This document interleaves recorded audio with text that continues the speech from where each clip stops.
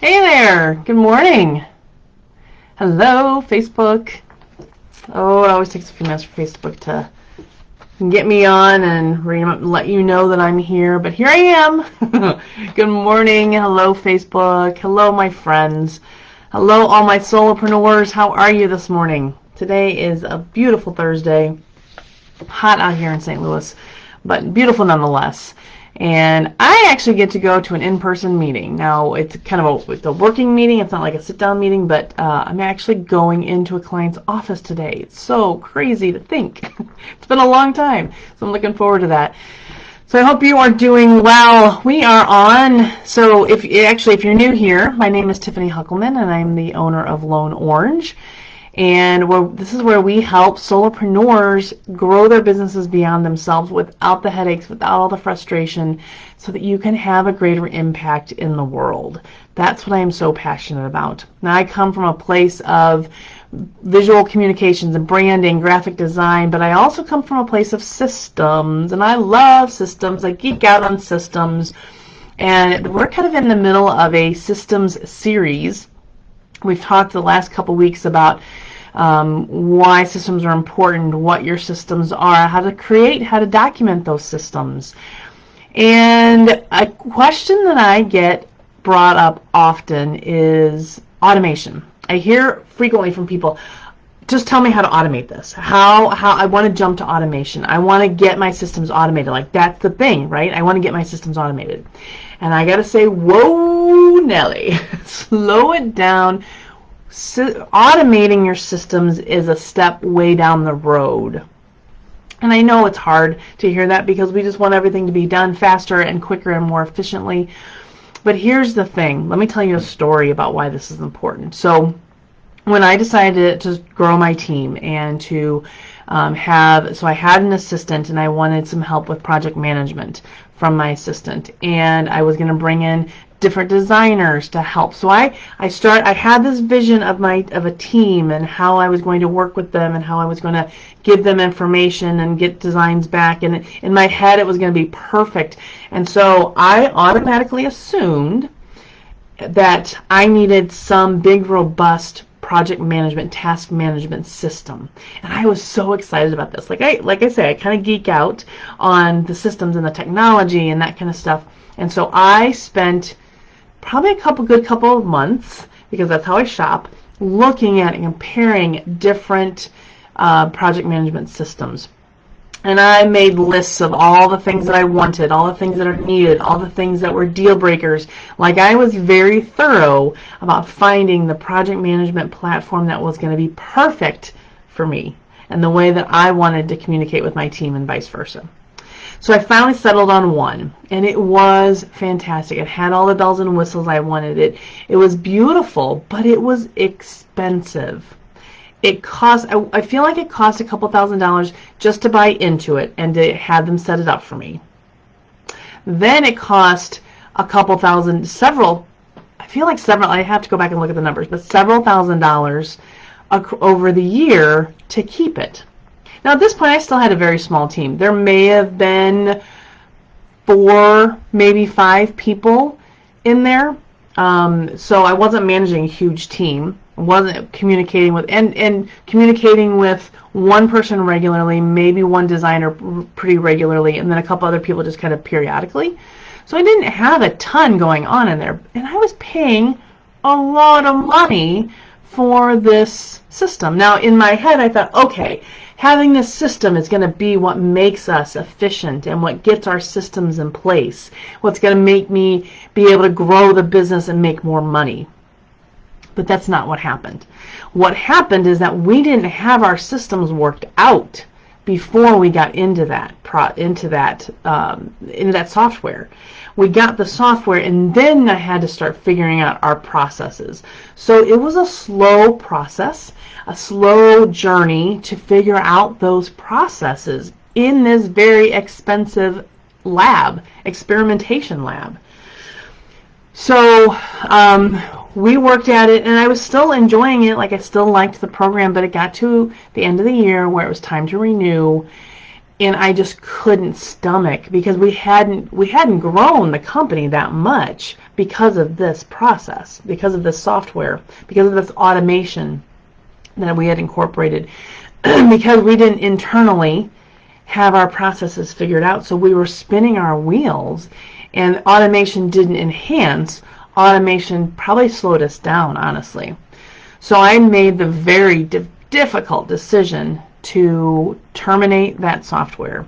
Again, a very expensive. I had invested a lot of money into the system, into the software, to automate the business, and it didn't give me what I thought I was going to have, because I wasn't prepared. So I'm a big proponent of automation at the right time, because automation comes as an enhancement of your systems, of the systems that already exist, already work, already function well. Then you add the automation to it. So before you go and start buying software to make your life easier, make sure that you have your systems in place. Now, I want to talk about actually two things. Let's talk about automation and efficiency. So there's two different things, and these are layers that you're going to put on your systems. So in the past couple of weeks, we talked about how to create your systems, mind mapping your systems, and then you're documenting your systems. So now you have, let's say you have some systems documented, and now you're ready to be more efficient. Okay, so that's different than automation, because efficient is taking your already existing systems and just streamlining them, using software, using technology to streamline them. The next layer will be now taking those systems and using technology to automate them, to make them so that you or your team don't have to do a whole lot within them, okay? So I want you to understand those layers. First, we have to have the manual systems. And I'm a big proponent of starting with a spreadsheet or starting with a piece of paper, whatever is the most basic for you and for your brain, to get your systems out and documented and tweaked and tested and tweaked again and tested again until you and maybe your team, if you have a team, have these systems worked out. Once you have that, then you can start looking at efficiencies. Then you can start looking at automation. So when me and my team created our systems, I went from, here's kind of the flow. I did mind mapping. I just kind of mind mapped my entire framework onto a mind map. And then we moved that, we organized that into Google Docs, because it was easy to communicate with. And then we moved that into Asana. So kind of to tie that story back in, when I moved from the really expensive project management software, I looked around again and found and had to find, I still wanted to have the same kind of operation, but I didn't want to have the expense. And so we settled on Asana. Now, we're still using the free version of Asana. For a team, I don't know, there's probably 5 or 6 of us in there right now. Again, some are in there regularly, some are in there just periodically, but I'm not paying for it yet. There will come a day, and I think it's probably coming soon, where I will start paying for it, because there are some premium services that we're getting to the point where we need it. But right now we don't need it. We have spent the last probably 4 or 5 years working our systems just in Asana and tweaking them. We make changes all the time. Every week, when I meet with my operations manager, one of the questions on our agenda is, are there systems that need to be changed or updated? Every single week. Sometimes there are, other times there aren't.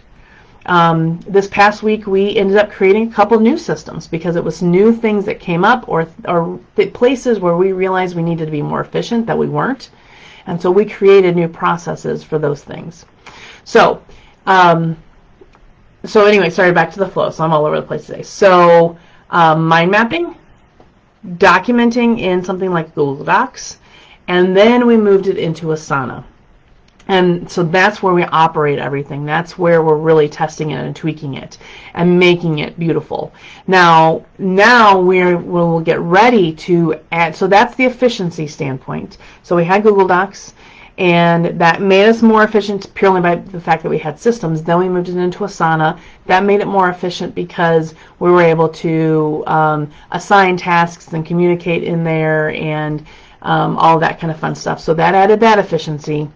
Then now we're getting ready to add the automation component, and that automation will be either upgrading Asana or choosing another platform where we can have some more in-depth functions that will make it a little bit more automatic. Right now we have to set all of our deadlines and assignments and that sort of thing. When we upgrade or when we choose another platform, we'll be able to have some of that done for us, and that'll make us more efficient and help make sure and automate some of that system. Okay, so that's the difference between automation and efficiency.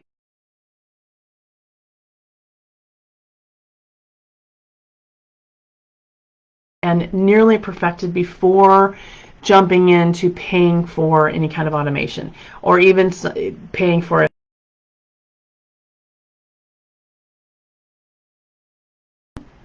But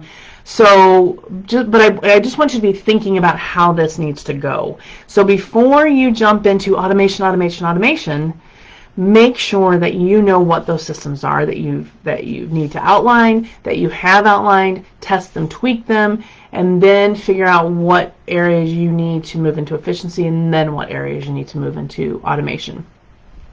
Okay, so let's talk. So that's kind of the process. So I hope you heed my warning to, as you're thinking about systems, that you're developing those systems first, rather manually, then getting into an efficient system, and then getting into the automation.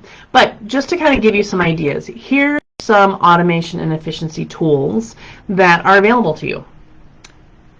Gmail and Google Drive and email. Those are efficiencies, right? There was a day when we didn't have emails, so we had to communicate with letters or by phone. There was a day before we had voicemail. I was just talking about this with somebody before. Voicemail is so easy now to the point where I don't pick up my home phone because I just let them leave a voicemail. But there was a day when that wasn't possible. So those are efficiencies, and some of them are free, some of them you have to pay a small amount for. Google Calendar, because it integrates with so many programs. Google Drive, because it's collaborative file sharing, and those can be free or very inexpensive. There is a program called Boomerang that's an efficiency tool that is an add-in to your Gmail that you can, on the free version, I think you can schedule emails to go out, like 10 emails a month, I think is what I've got right now. But I love it because I can be working, I hate to admit this, but I can be working at midnight and need to send an email to a client. I don't necessarily want it to go out at midnight, but I can schedule it to send that next morning and I don't have to think about it. That's a little efficiency. Google Voice is a great option for phones, using a different, like there's so many CRMs out there, and again that could add some automation. It depends on how you're using it. Right now we're still on the free version of Zoho CRM, and it's still very manual for us. So there are some efficiencies there. I would not say there is automation at this point. Asana, we just talked about that. We're currently using it in efficiency mode. We're looking to upgrade that into an automation mode. There's so many things, and in fact I have a sheet here that I'd be happy to send you. Again, if you want to just DM me or put a comment below, I'd be happy to share this PDF with you. I also want to tell you that I'm actually going to be running, hopefully the next couple of weeks. I'm aiming towards the end of September, we'll see, to have a challenge or a workshop on onboarding systems. So we've been talking about systems, and there really is so much that goes into it. These little 10-minute Facebook Lives, there's so, like, I can't get everything packed into these Facebook Lives. But if it's intriguing to you, if you know that you want to start creating systems and you want to start wrapping your head around this, I'm going to be running a challenge where we're going to work out your client onboarding system. I'm going to take you through that process throughout the week, and you're going to be able to build out an onboarding system by the end of that week. So if you're interested in that, make sure you put that comment below, DM me. I'll make sure you get on the list as soon as I have some information to let you know. But I'm super excited about that, and I'm super excited about helping people figure out these systems and helping people wrap their brain around systems. And starting with one of the most important, which is client onboarding. And it's one that every company has, every business has. So I hope this is helpful.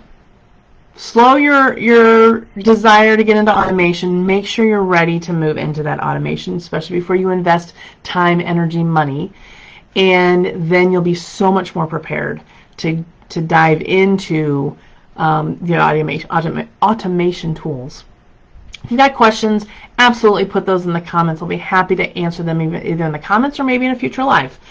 I really want to try to bring this information to you so that you can start seeing how you can grow your business. And last but not least, come on over and join us in the Solo Collaborative community.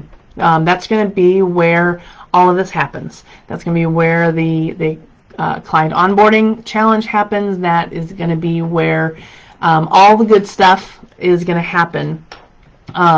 And we're building a community that's there to support and help solopreneurs thrive and grow their businesses. We all grow them together. We can change the world. Okay, my friends, that's all I got for you today. So I will look forward to seeing you next Thursday at 9 a.m. Central, just like every week. I'll talk to you then. Bye-bye. Have a great week.